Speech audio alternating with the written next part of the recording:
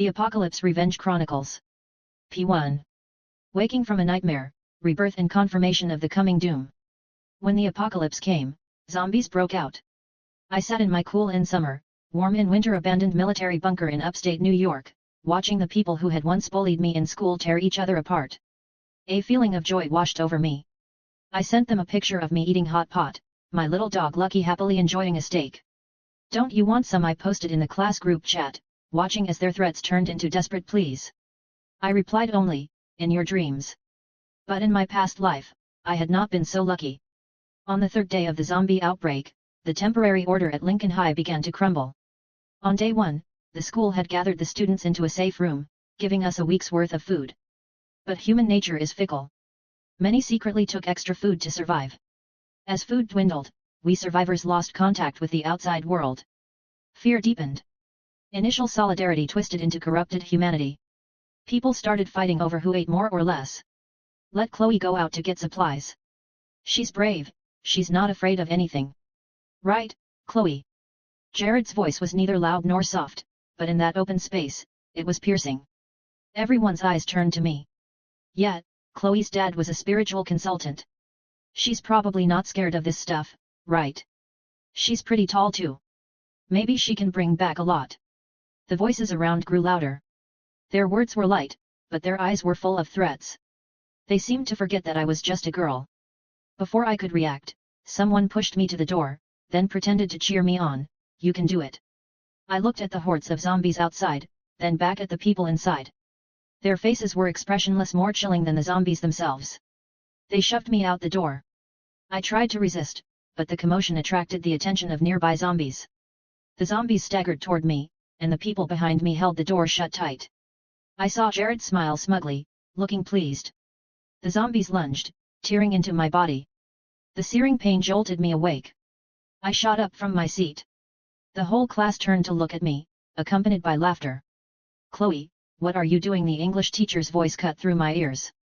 Still reeling from the phantom pain of zombie bites, I stared at the familiar classroom. Was that just a dream? A familiar, disgusting voice sneered beside me. "Teacher, Chloe's dad was a spiritual consultant. He just died. Maybe he's visiting her in a dream." The whole class burst into laughter. "All right, Chloe. Take your book and go stand in the back." The teacher slapped the desk. I obediently took my book and walked to the last row. That dream had been too real. The feeling of being bitten still lingered on my hands. As soon as class ended, I ran to the bathroom with my phone. Regular news sites wouldn't have news of zombies. I connected to the dark web and niche forums to search for information. And there it was. In the video, a man staggered toward the camera. He was covered in blood, his features unrecognizable. The visible skin was crisscrossed with black and blue veins. I knew he wasn't human, he was a zombie, just like the ones in my dream. I was certain now, I hadn't been dreaming. I had been reborn. I exited the page and checked the date. 1 month until the zombie outbreak. I had to find a safe place in that month. P2. Quietly leaving school, taking stock of assets, preparing apocalypse funds. Bang bang bang. Someone pounded on the bathroom door. "Chloe, get out here now." It was Jared. I remembered everything he did in the past life. That was something he would do. I clenched my fists and forced myself to hold back. "Not yet." I came out and looked at him and his 2 lackeys. Jared raised his hand and slapped me across the face, then said in a cold voice, "So slow. Next time, be faster." "Took so long in the shitter, what, did a ghost drag you down?" one of his goons sneered. Jared looked at me and laughed, his eyes full of mockery. "They said I wasn't afraid, just because my father was a spiritual consultant. My mother died young, and my father raised me alone. I never felt ashamed of his profession. But I always tried to avoid the topic at school. Until my father died." Ms. Laura Henderson, my homeroom teacher, brought Jared, who pretended to care, along. Later, when I returned to Lincoln High, I became the butt of everyone's jokes. They didn't seem to see me as a child who had lost her father. They just thought it was fun. Jared led the pack. In gym class, they threw balls at me. When one hit, more followed. They poured toilet water into my drink. They smeared glue on my seat. They scrawled vile words on my desk. I tried to tell the teachers, but each time it only brought worse bullying. Some people, when stuck in that state for so long, choose to endure silently. I was like that. I ignored them and walked straight out of the bathroom. Their filthy insults grew louder. I went to the teacher's office and found my homeroom teacher, Ms. Laura Henderson. I said I hadn't been feeling well and needed a few days off. My voice trembled. I knew exactly why. My past life ended with me dying horribly. In this life, I would never let that happen again. Miss Henderson saw the red mark on my face. Maybe she thought I'd hurt myself. She gave me a week's leave slip and told me to take a few days to relax. I took the slip, thanked her, and walked straight out of the school. I had no desire to go back to that nightmare classroom. They all knew Jared bullied me, yet no one helped. I'm no saint. I just wanted to stay far away from these people. Their life or death was none of my business. I walked out of the school gate and took a taxi home. My father, a spiritual consultant, had helped countless wealthy executives. They all had one thing in common: they paid generously. Over the years, my father had saved up a considerable sum for me. I entered the house and took out the 2 bank books he gave me before he died. He told me one was my dowry, saved over the years. The other was a large life insurance policy. When he passed, the insurance company would give me $2.4 million. Together both books held $2.4 million. Together both books held $2.4 million. At my father's funeral, all kinds of people came to pay their respects. Their careers had been smoother thanks to my father's help. Seeing me alone, they decided together to leave me an education fund. At first, I didn't want the money, but they insisted, and I had to accept it. Now, I was grateful to them for leaving me $400,000. I looked at my modest Manhattan Midtown apartment. Though small, it was in the heart of Manhattan, so certainly worth a fortune. I couldn't stay in the Manhattan apartment. I'd have to sell it and find a new place to live. I quickly contacted a real estate agent and asked them to sell the apartment within 3 days. I didn't mind lowering the price. P3. Choosing a refuge, buying a bunker, rush security modifications.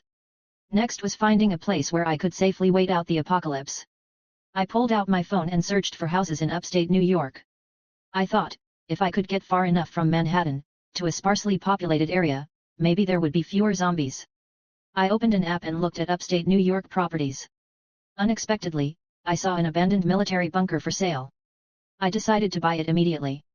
The bunker was spacious, cool in summer, warm in winter, and cheaper than a small villa upstate. I contacted the seller right away, said I wanted to buy it now, and needed to see it immediately. To avoid attracting attention, I lied, saying I wanted to develop it into a weekend getaway B&B, and that it was a secret project he must not tell anyone. The seller, seeing how decisive I was, sincerely promised he wouldn't let anyone else know. Soon, we signed the purchase contract. There were now 29 days until the zombie outbreak. Safe house secured. Now it was time to fill it. I began stalking my bunker. I was terrified of anyone finding out my address, so I contacted a large renovation company in NYC but asked them to keep it confidential. I told them my requirements: replace the bunker door with the best security door available, with 3 layers. I wanted them to build a 2-story small villa inside the bunker, finish all the hard construction within 10 days, using the best workers. The man looked confused. I lied again, saying I was building a private luxury hotel to protect guest privacy, and I was paying a premium. That shut down any further questions. The guy just smiled and said, "Rich people sure have interesting hobbies." P4. Frenzied stockpiling, buying everything, securing the foundation of survival. I had died early in my past life, so I didn't know how long the zombie apocalypse would last. To ensure I could survive comfortably, I began buying in massive quantities. The power would surely go out during the outbreak. I immediately ordered 50 solar batteries. Cooking was another problem. I bought 100 propane tanks and stoves. To be safe, I also bought 50 boxes of charcoal. The bunker was still under renovation, so for now I focused on buying daily necessities, self-defense items, and entertainment. I sat in my room and thought about what else I needed. Toilet paper, it vanishes without you noticing, 2,000 rolls. Sanitary pads, 200 boxes. Since I wouldn't be going out once the zombies came, I bought 5 sets each of spring, summer, fall, and winter clothes. Underwear, socks, laundry detergent, toothpaste, toothbrushes, shampoo, body wash, face wash, skincare, 3 years supply of everything. I looked at the list in my memo app and fell asleep peacefully. I planned to go straight to the U.S. food service wholesale market the next morning. On the third day after my rebirth, the first thing I did upon waking was check my phone. I was still terrified that this rebirth was just a dream before death. Seeing the date on my phone, my heart settled. I got dressed quickly. On the way to the wholesale market, I passed my usual breakfast spot. I went in and ordered my favorite breakfast. I wouldn't get to eat this many more times. I hurried to the U.S. food service wholesale market and bought everything on my memo list, asking the vendors to deliver in a week. Seeing how much I ordered, their smiles never faded. Just as I finished buying everything, the real estate agent called. "Hello, Ms. Chen, we've found a buyer for your apartment." The agent's voice was excited. Can they pay in full? That was my main concern. I knew apartments in Manhattan sold easily, but I needed cash now. The agent's voice grew even more excited. "Yes, the buyer we found can pay the full amount in one go." I breathed a sigh of relief. "Good. You handle the rest. I'll move out of the apartment within a week." After hanging up, my phone buzzed. A text from an unknown number. "Chloe, you don't think taking a few days off will get you out of my reach, do you? I know your home address. You'd better come back soon. Without you, we have no one to have fun with." I didn't need to guess it was Jared. Maybe it was a physical fear reaction, but my hand holding the phone trembled. He said he knew my address. I couldn't hide anywhere else. Remembering the safe room the school arranged in my past life, an idea formed. I'd go back to school in a couple of days. In those 2 days, I dealt with the apartment. It was sold, and I stayed at a hotel. Then I brought some things back to Lincoln High. Sure enough, as soon as I walked in, I got Jared's welcome ceremony. A pile of trash fell directly on me from above the door. No one helped. They even laughed. They mocked me, enjoying my embarrassment. I clenched my fists. Bear with it a little longer. Their comeuppance is coming soon. I walked to my seat, and just as the bell was about to ring, I grabbed my backpack and left the classroom. I knew they would tell the teacher, but I didn't care. I went straight to the so-called safe room, actually the school auditorium, temporarily set up by the National Guard.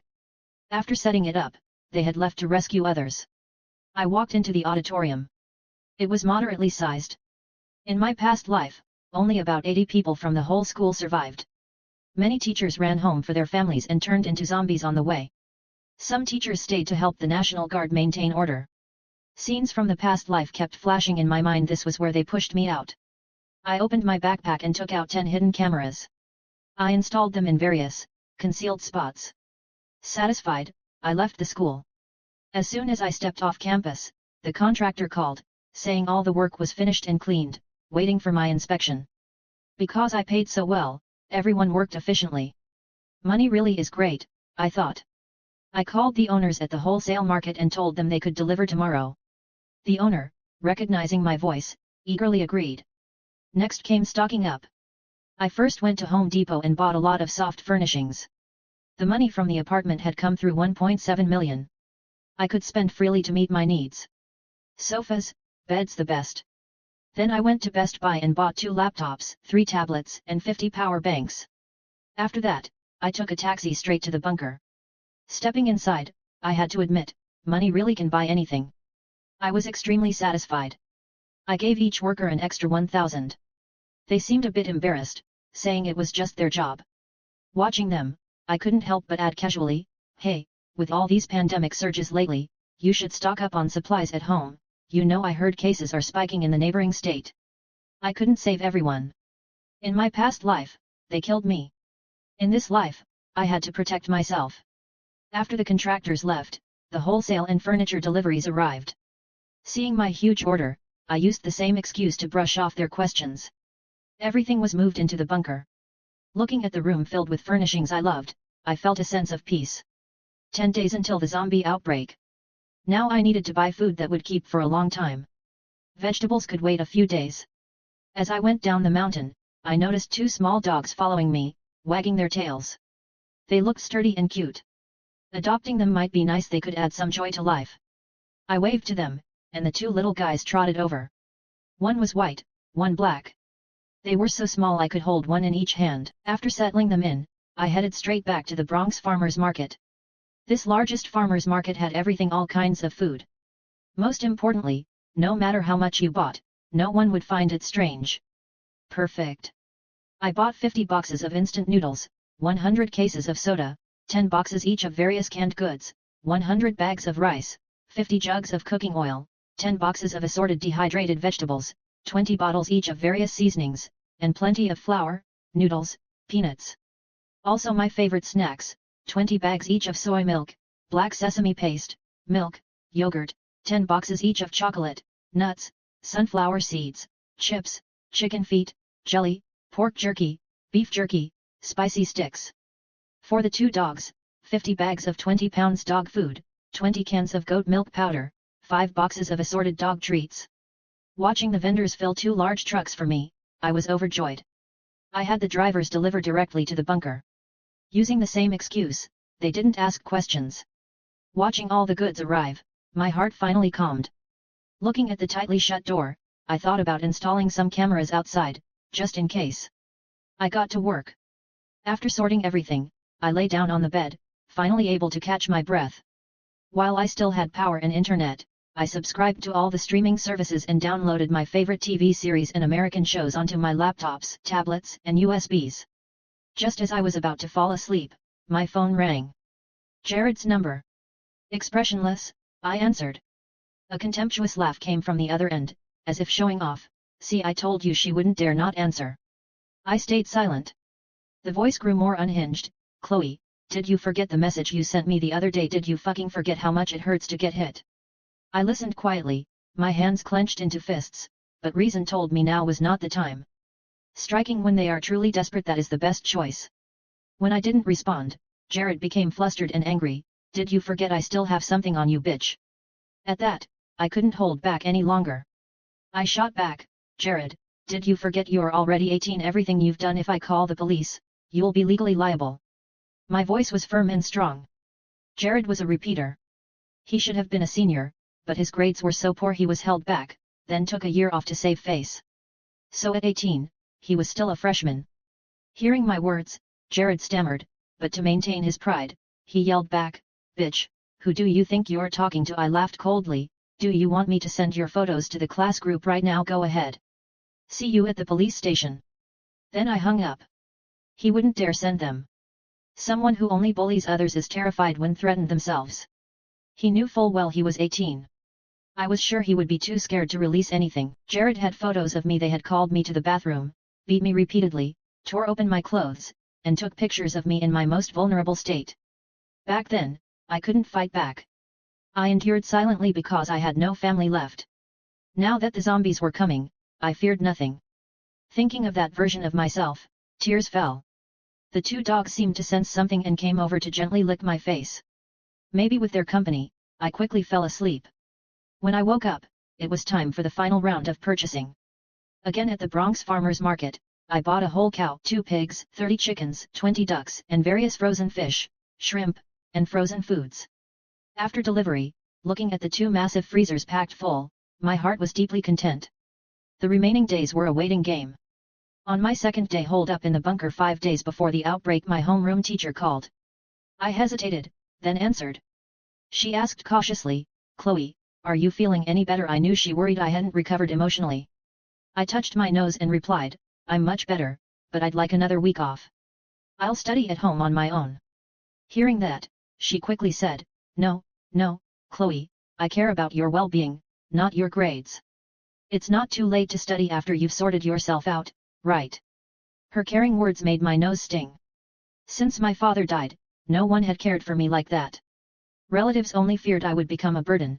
They all kept their distance. With a nasal voice, I said, "Okay, teacher. I'll manage my emotions on my own." She breathed a sigh of relief and said gently, "Then rest well at home. You can talk to me if anything's wrong. I'll hang up now." "Wait." I quickly stopped her. "What is it?" I stammered, "Teacher, with the pandemic resurging lately, it's best to stock up some food at home." She chuckled softly. "All right, I will." After hanging up, I looked at the remaining cameras.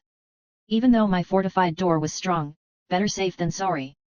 I decided to install them outside the entrance to monitor the door around the clock. I went outside with 2 cameras, the 2 little dogs trotting behind me. After installation, I checked the supplies again and realized a huge problem: I had no water storage. I felt like screaming. Looking at the empty land around, I wondered could I dig a well. I immediately called the contractor. He said yes, and it would only take a day. With the outbreak only days away, I offered a high price to get him there immediately. 3 hours later, the contractor arrived with his equipment, grinning. "This machine is fast, but it's loud." I said quickly, "No problem. Just do it. I'm in a hurry. Noise doesn't matter." He got to work immediately, and I watched. I have to admit, heavy machinery isn't just fascinating to boys, girls too. The two dogs, startled by the loud noise, ran inside trembling. At 11:30 p.m., I saw water bubble up from the well and laughed with joy. The contractor even thoughtfully lined the well with stone and set everything up. I paid him extra. He smiled, waved, and left. After he left, I lived freely in the bunker. Steak one day, lamb leg the next, utterly comfortable. As time ticked down, though, fear crept in. Even having experienced the zombie massacre once before, I was still terrified. P5. Apocalypse Countdown, setting surveillance, exposing the bullies scandal. The day before the zombie outbreak, a real-life Train to Busan video suddenly trended online. It was taken down within a minute. I knew it was the CDC's doing to stabilize public sentiment. My hands trembled uncontrollably. My whole body went cold. The two dogs sensed something wrong and came to nuzzle my hands. Feeling their warmth, I slowly calmed down. I opened the feed from the cameras in the auditorium safe room to see if anyone was there. Instead, I saw something sickening. During evening study hall, Jared walked into the auditorium with a senior boy. I recognized this boy. He was the one who pushed me out in my past life. I could never forget that face. His name was Tyler. He had a girlfriend, who knew Jared. As soon as they entered, they started making out. Tyler pushed Jared against the door right in front of one of my cameras. Their movements quickened. Disgusting sounds came through the screen. I nearly vomited. I knew Jared was repulsive, but doing this at school, I didn't see that coming. Fighting nausea, I clipped their illicit act into a video. Then I heard them talk. Jared, breathless, his voice bobbing with each thrust, You haven't broken up with that bitch yet." Tyler, still busy with Jared's chest, answered in a greedy, urgent tone, "Her family has money. She's useful to keep." They continued their affair. When the noises finally stopped, Jared lay in Tyler's arms, unsatisfied. "Good. I thought you actually had feelings for her." Tyler kissed him, frowning. "No way. She's not as hot as you, not as good in bed, and acts all high and mighty. But she's rich. Why else would I bother?" Their whispering made me physically ill. I forced myself to edit their video into a usable form. Destroying someone didn't just mean killing them. Death was too easy. 12 hours until the outbreak, I sat on my soft bed watching the news. 10 hours until the outbreak. Zombies in the neighboring state emerged from corners, but NYC was still quiet. 8 hours until the outbreak. Everyone at Lincoln High received a video on their phones. Everyone except Jared, Tyler, and their friends. 6 hours until the outbreak. Jared arrived at school. Classmates looked at him with disgust. People pointed and whispered. 5 hours until the outbreak. Jared exploded in class. "Who the fuck sent this?" A text appeared on his phone. Jared, having fun. His hand holding the phone shook. 4 hours until the outbreak. The disciplinary dean pushed open the classroom door. "Who's Jared? Come to my office. Call your parents." 3 hours until the outbreak. Jared found Tyler, his voice panicked. "Tyler, what do I do?" Tyler yelled at him, his face twisted with disgust. "What are you doing here? Isn't this bad enough?" Seeing Tyler's reaction, Jared's panic turned to anger. "You had fun when we did it, and now you're ashamed of me." Their argument grew louder. Tyler's girlfriend walked over, her gaze mocking. "I thought it was someone special." "Oh, it's just you." Her words weren't aggressive, but they were full of humiliation. Jared's face went pale, then red.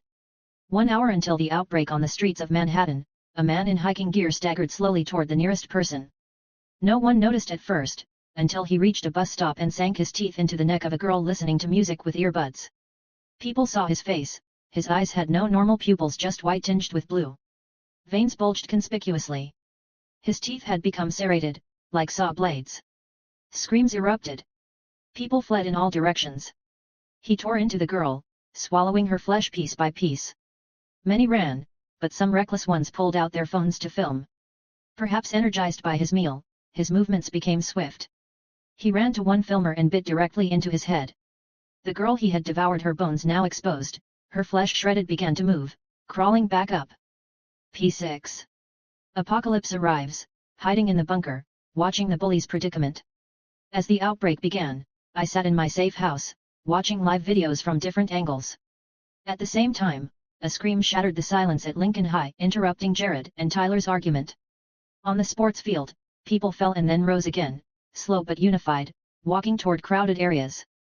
I opened the feed from the auditorium. The school reacted quickly, moving some people into the safe room. Among them, of course, were Jared and his goons, and Tyler. I looked at the faces on the screen. They were the same as in my past life. There was one new face, one I hadn't seen before. But I recognized her. A classmate who had been bullied by Jared, just like me. Goosebumps rose all over my body. My rebirth hadn't changed anything. I had left, but someone else had simply taken my place. Just like before. The school gave them what little food they had and told them to wait for rescue. I couldn't bear to watch the teachers, some rushing out desperately to see their families one last time, others staying to help the National Guard. I switched the camera to the scene outside. In my past life, I had been sent to the safe room immediately, so I didn't know what it looked like outside. Now, seeing it was horrifying. Everyone on the streets had turned into zombies, scattered or gathered, feasting on a corpse. When they finished, they joined the larger zombie group. Even though I was safe, my palms and back were drenched in cold sweat. I couldn't imagine if I had dismissed this as just a dream, would I have met the same fate as before? Then I began blaming myself. If I had reported the outbreak to the government in advance, would the infection have been smaller? But who would have believed me? I curled up on the sofa, hugging my arms, feeling my hands tremble.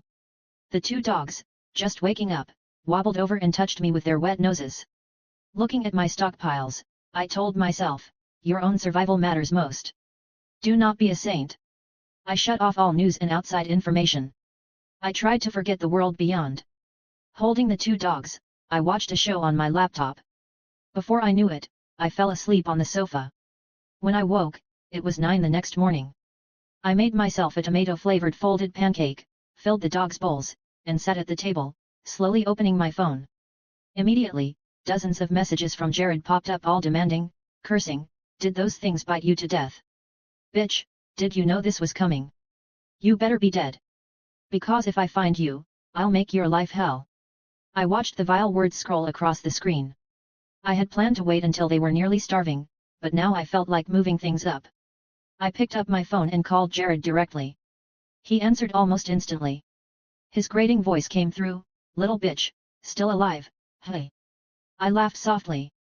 If I died so soon, I'd miss watching you get bitten to death by zombies. Jared, like an enraged dog, howled, "Bitch, you'll die first.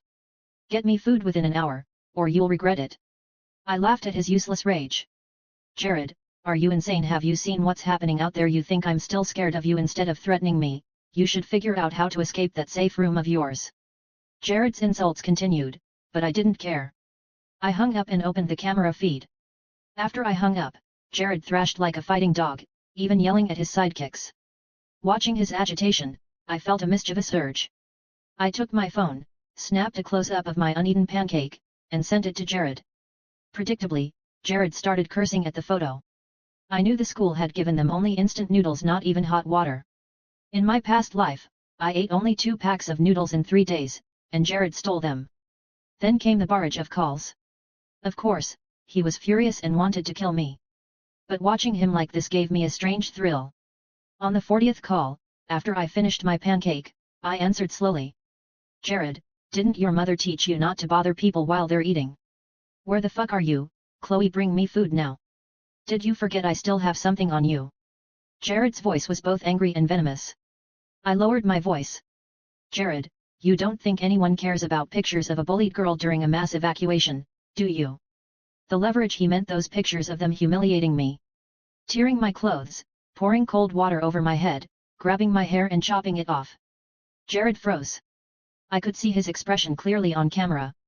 He hadn't expected me to be so reckless.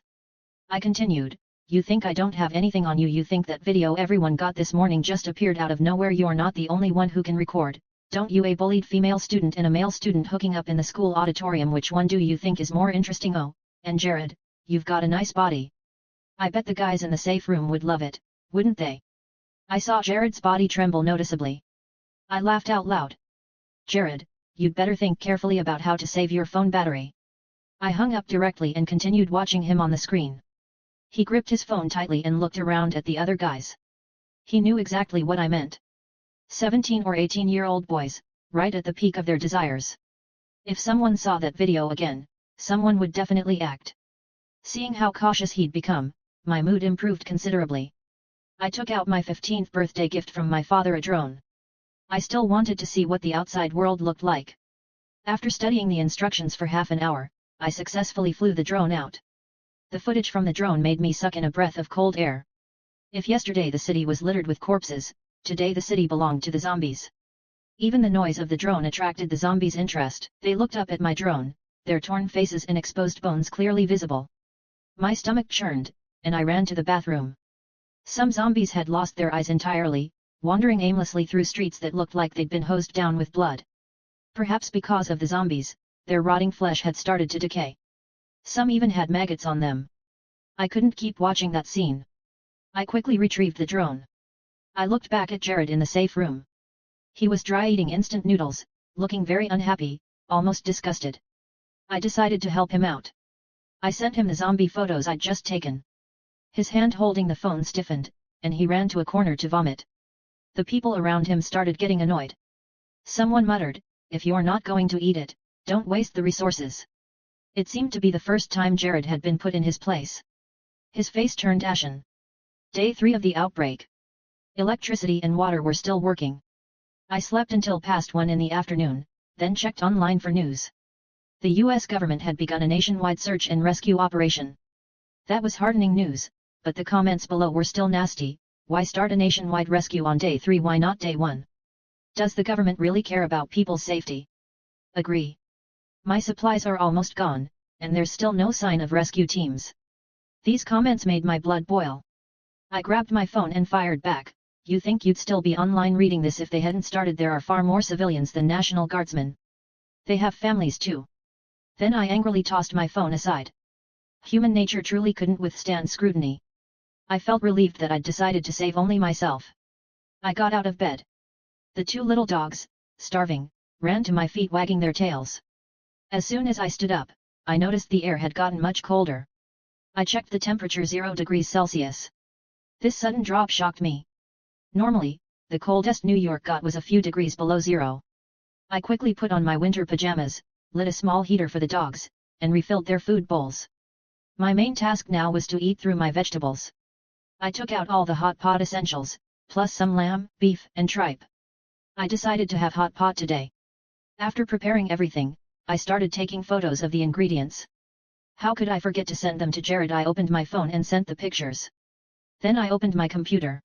Watching Jared get angry, I realized, was more entertaining than any variety show or TV drama. But the next second, I didn't think so anymore. I opened the video from last night. Jared and his 2 sidekicks were stealing instant noodles from another girl. She was the other bullied kid in class. Clearly, with me gone, they were taking their frustrations out on her. I was worried this girl might suffer the same fate as my past self.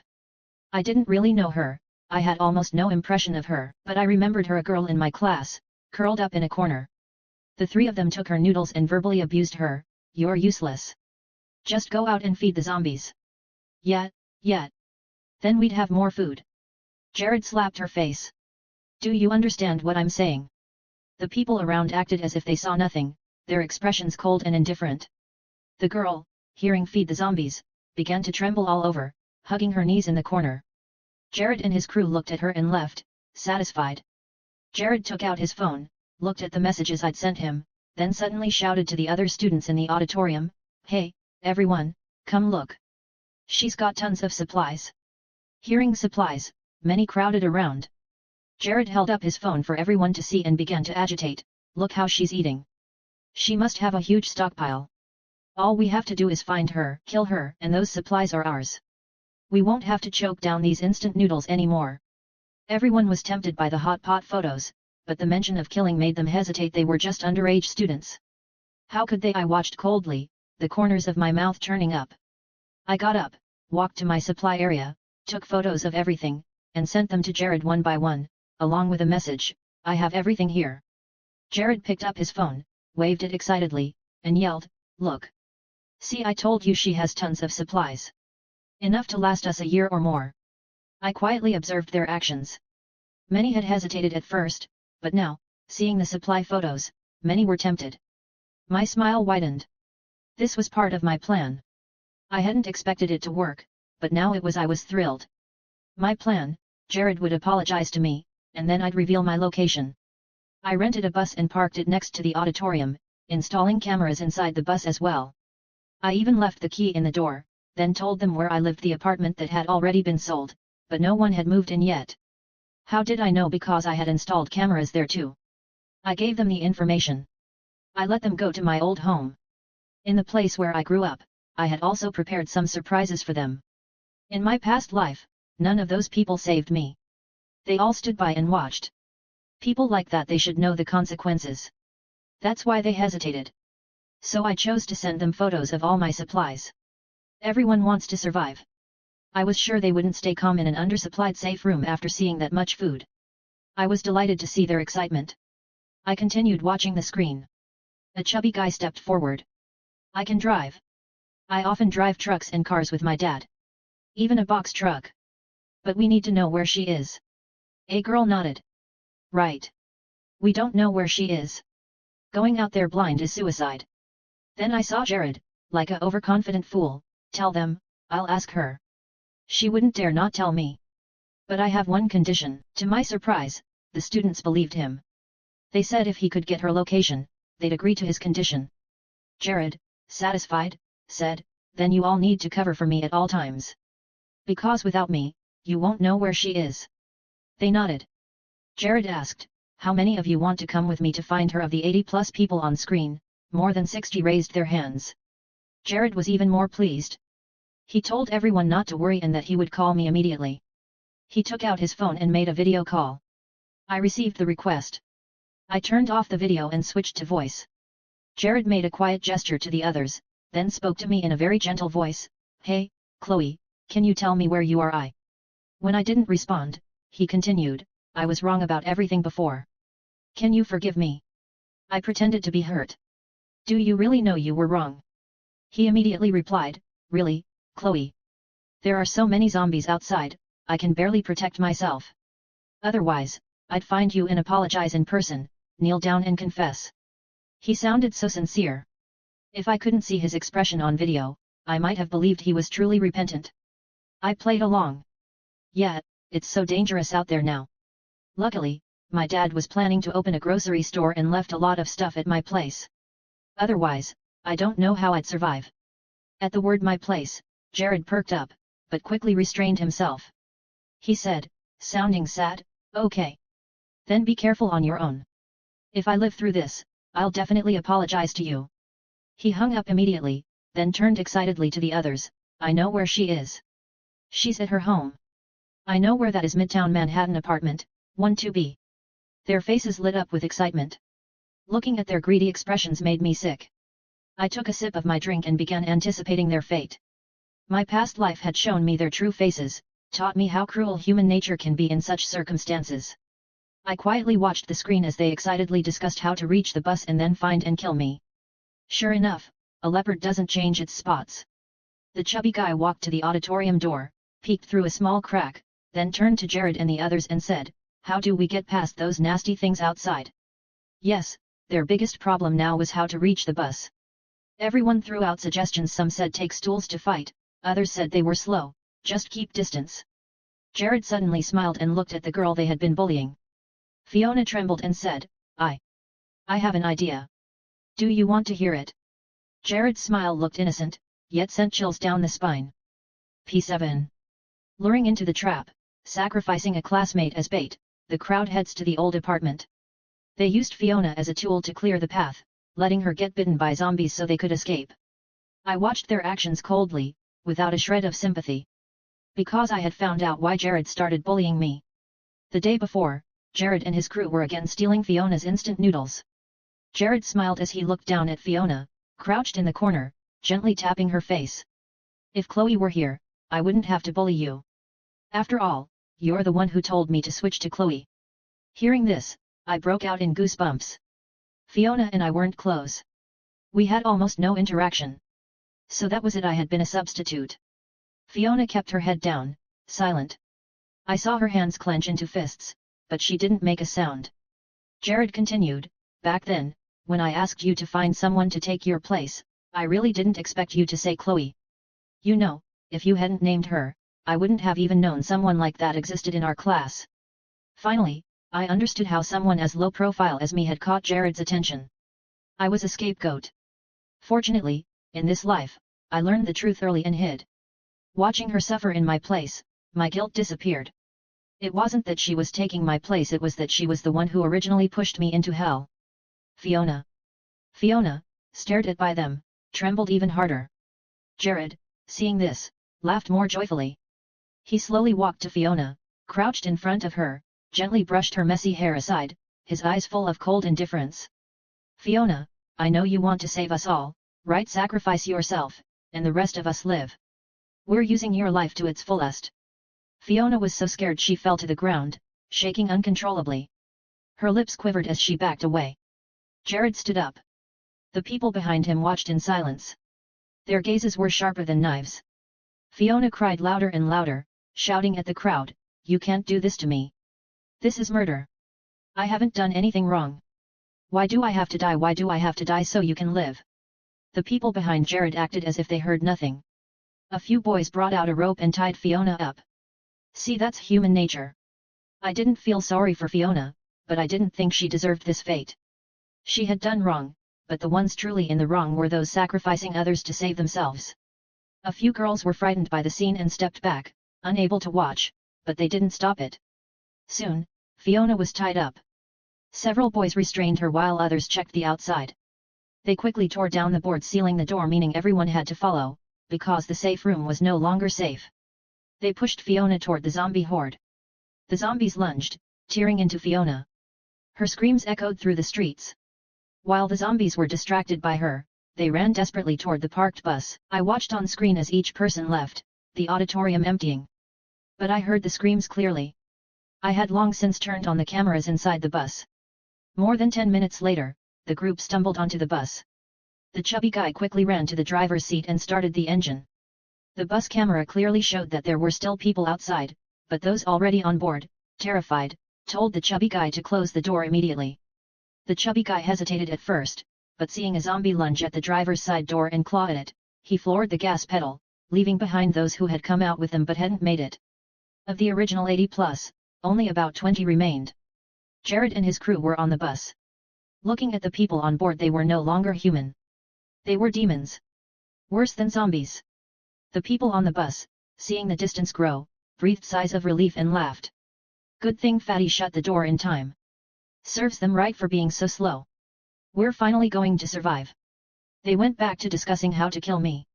Jared smiled as he watched them excitedly plan. And I watched from my screen as they walked, step by step, toward something far worse. My old apartment complex wasn't far from school. They arrived quickly.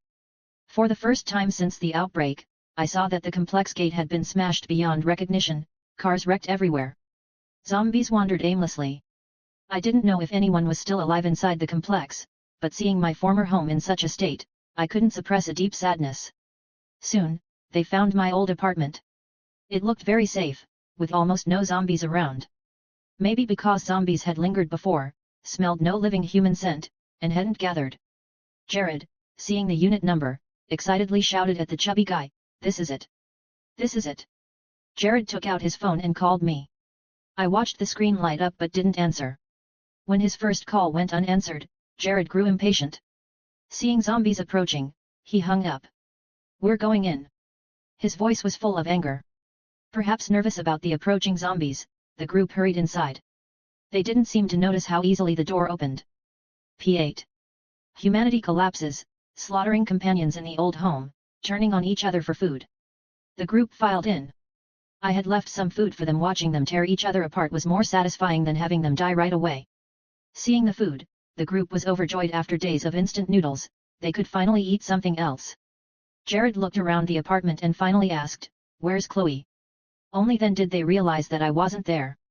The room, noisy just a moment ago, fell silent. I watched from my screen to see what they'd do next. Jared pulled out his phone and video called me again and again. I let it ring. Someone in the group grew impatient.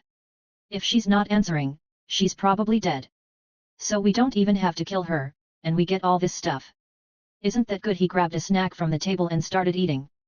Others followed. I have to admit, Jared still had some sense. He stood aside with his arms crossed, watching them eat. He stopped his two lackeys from eating. I laughed out loud at my screen. Jared really thought the worst of me. Why would I poison their food? I wanted to see them turn on each other. Perhaps exhausted from the escape, once they felt safe, most fell asleep. Only then did Jared start eating, joined by his two sidekicks and two other guys. Compared to the school auditorium, the apartment now had food and drink, and was secure. Everyone slept soundly. I cuddled my two dogs on the sofa, snacking and watching TV.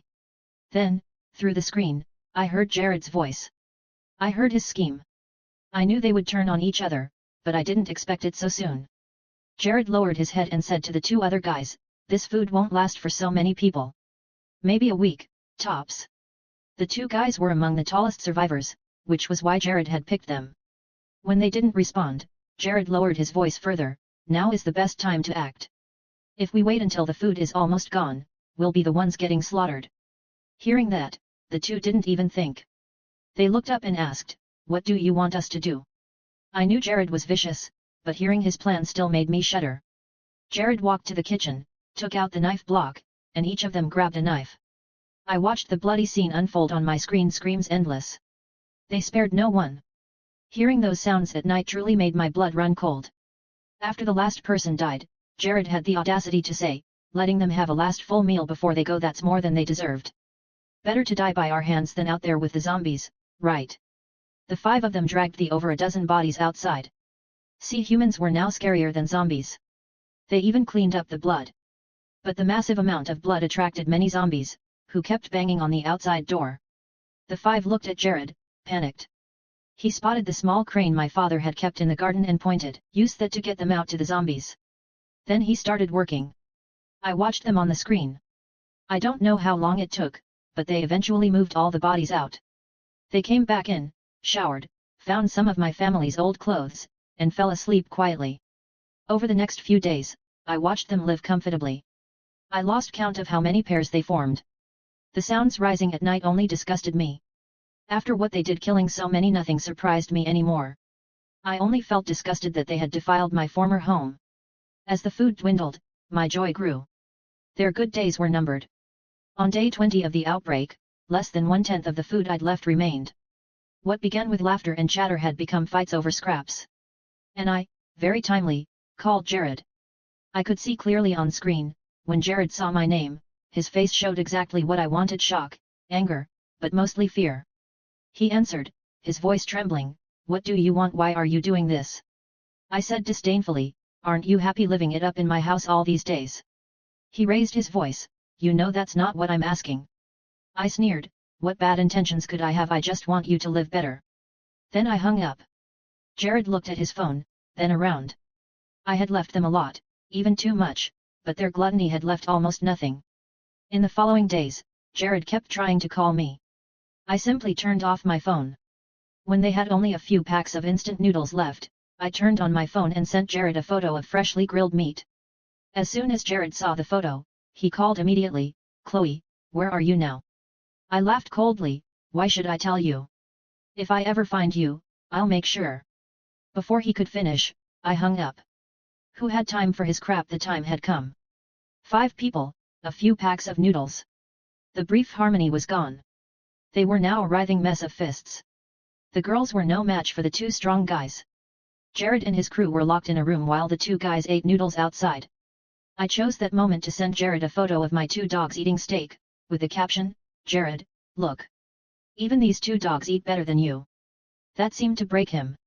He pounded on the door, screaming at the 2 guys outside. They burst in and beat Jared black and blue. After a few blows, Jared couldn't take it. He knelt on the ground, pulled out his phone, and showed them, "Chloe. Chloe still has food. Let's go find her. Let's kill her." I watched from my screen, speechless. Even now, he still wanted to kill me. How flattering. The two guys stopped their fists. With only a few packs of noodles left, starving to death here or finding enough food elsewhere, the latter seemed more motivating. Just then, I sent Jared a picture of me eating wontons. The two guys looked at each other, then at Jared's phone, and said, "Get her to tell you where she is." As soon as they spoke, I turned on the camera's speaker and said, with a smile, "You can just ask me directly. I can hear you." They looked around like they'd seen a ghost. Watching their panic excited me. Finally, I played my last card. "Do you want to keep living?" My tone was unhurried, even slightly coaxing. Hearing "keep living," they nodded eagerly, afraid I'd change my mind. "What do you need us to do?" "There's a basement under the living room floor. It has food. Enough for a while. If you do as I say, I'll come get you before the food runs out. I have countless supplies here." My words were deeply tempting. They nodded. "What do you want us to do?" Looking at the three on screen already beaten beyond recognition, I said lightly, "Nothing much. Just keep taking care of them for me. I want them alive." By take care of them, I knew they understood. They had been beating them anyway. "Easy. We'll take good care of them. The switch is on the lamp on the top left of the TV cabinet. Just twist it." Almost before I finished, they ran to the living room to check. Following my instructions, they moved some food out, then went back into the room. Screams erupted. I lay on the sofa, listening to their pleas just like how I used to plead with them, even worse. Good. I'm so happy. They fought over the watery leftovers the other two had discarded. They were beaten beyond shape. I sent Jared a photo of me eating right after he'd been beaten. His former arrogance was gone. While the two were asleep, Jared called me quietly. I answered, my tone mocking, "How does it feel living in fear, beaten every day?" Jared's voice was pitiful, "Chloe. I was so wrong. Please, save me. I really know I was wrong." He knelt on the floor, kowtowing continuously. The other two followed, hands clasped, crying. I looked coldly at the three of them now looking more ghost than human and felt nothing but joy. Softly into the phone, I said, "Don't give up so soon. There's still a long way to go." The three froze. I used their own words against them. That was the 9th time they had dragged me to the bathroom. I didn't know what else to do to make them stop. With my last strength, I said, "I'm sorry. I don't know what I did wrong. Just tell me, and I'll change." Seeing me so broken, they laughed like demons. Jared grabbed my chin and said in the most terrifying voice I'd ever heard, "Don't give up so soon. There's still a long way to go." Then he shoved my head back into the toilet. I cried my heart out. So many people outside, but no one came to save me. Finally they felt what I felt. Finally, looking at the people on the screen, I didn't know when my face had become wet with tears. I hung up. Was I crying for that helpless version of myself, pushed out to die in my past life, or for the person I had become? I couldn't tell anymore. P9. Revenge's End and Apocalypse's End, bullies devoured by zombies, order restored 5 years later. On day 40 of the outbreak, their food was almost gone, only a few packs of instant noodles left. The two guys said to the camera, "You should come get us now." I laughed and told them, "Of course, I'm already here. Twist the wall lamp one more time. My vehicle is waiting for you." The two fools pointed at Jared and the others. "What about them? Bring them along. They're good for laughs." I said casually, "No need." They walked to the wall lamp. But this time, following my new instruction, they twisted it twice in a row. Instantly, a horde of zombies rushed in, the very classmates they had stabbed to death one by one. I already knew the zombies had mutated. As they fought and fed on each other, they had changed faster, stronger. I watched on screen as the 5 were devoured. A faint smile crossed my lips. In the 2nd year of the outbreak, the CDC developed a temporary zombie suppression drug. FEMA began retrieving survivors and moving them to safer zones. In the 3rd year of the outbreak, the US military began large-scale zombie clearance.